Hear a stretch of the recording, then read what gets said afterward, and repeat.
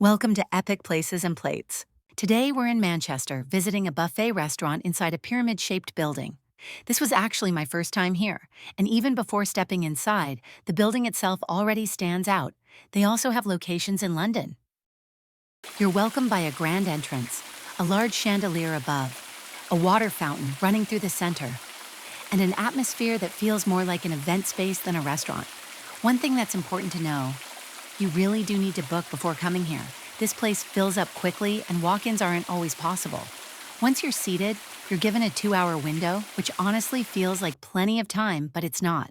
The buffet at Royal Nawaab Pyramid is about £30 per adult, not including drinks, and kids are cheaper. The drink prices are separate. Most of the food here is Pakistani style with a lot of variety across the buffet. As you enter the dining hall, on the right-hand side you'll see the drinks bar. You then walk into the main hall, where the seating continues on the right, and the dining hall itself is massive. There's a lot of seating, but it doesn't feel cramped. Everything feels spaced out, although it was quite busy the day we went there. On the left side is the open kitchen and the buffet area, with everything being prepared and served. When it comes to buffets, I usually like to start light, so the first place I stopped was the salad section. It felt like the easiest way to understand the kind of variety this place offers before jumping into the heavier dishes. There were different salad options. Some were simple and fresh, others had more seasoning and spice. After that, I moved straight to the chat station here. You get chana chat, samosa chat, and golgappe. Everything there is prepared fresh. Although they have lined many plates on the counter, but you can also choose how you want it, from the fillings to the spice level, which makes a big difference. Right next to it is the chutney section, with a wide variety to choose from. Different flavors, different textures, some fresh and some spicy. Here you got mini samosas, spring rolls, 4 or 5 different types of pakoras. There are around 14 different starters. You also get chapli kebabs, fried fish, and even fried chicken tenders. A few different potato dishes, so there's something for everyone before you even get to the grills. In the grill section, you'll find things like seekh kebabs, chicken wings, and chicken tikka with a mix of other grilled items as well. Everything is cooked fresh behind the counters by the chefs, and the grills are being refilled constantly, so the food stays hot throughout. There are around 8 different items being prepared here, and honestly, this section alone could easily be a full meal on its own.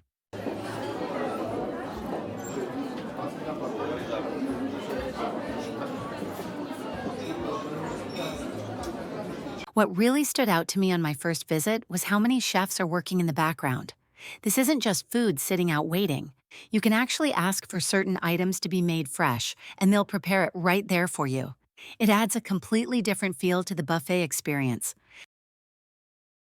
This is where you really start to realize that you won't be able to try everything in one visit. You end up choosing carefully, knowing you'll probably need another visit to cover more. The main dishes themselves are extensive: rich gravies, slow-cooked curries, lamb dishes, karahi, butter chicken, and a wide mix of traditional flavors. There's also a continental food section, with 2 different kinds of soup, which adds even more variety to the spread: spaghetti, fried rice, Manchurian, and other Indo-Chinese favorites if you feel like switching things up a bit. Alongside that, there's also lasagna available.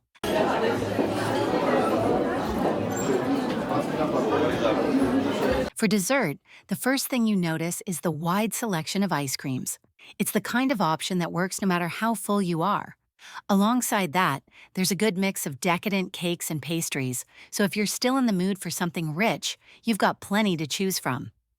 It was busy, with a lot of people around, and honestly, it felt impossible to pick just one thing.